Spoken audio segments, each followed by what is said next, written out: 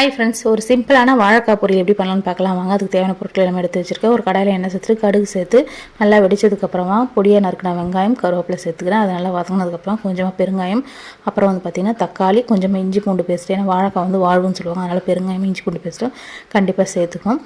அதுக்கப்புறம் நல்லா வதங்கினதுக்கப்புறமா நம்ம வாழைக்காய் நான் பொடி பொடியாக கட் பண்ணி வச்சுருக்கேன். ரொம்ப பொடியாக ஓரளவுக்கு ஒரு வாழைக்காய் 4 பீஸாக போட்டு அதில் பொடியாக கட் பண்ணி வச்சுருக்கேன்.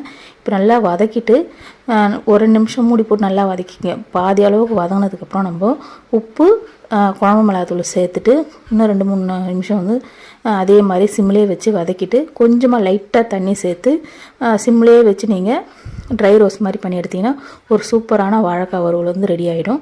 இது தயிர் சாதத்துக்கு, லெமன் சாதத்துக்கு, புளி சாதத்துக்கு, அதுக்கப்புறம் மாங்காய் சாதத்துக்கு எல்லாத்துக்குமே ஒரு சூப்பரான ரெசிபி. கண்டிப்பாக ட்ரை பண்ணுங்கள். சாம்பார் கூட ஈவன் சூப்பராக இருக்கும். இந்த வீடியோ பிடிச்சினா மறக்காமல் லைக் பண்ணுங்கள், ஷேர் பண்ணுங்கள், சப்ஸ்கிரைப் பண்ணுங்கள். Okay friends.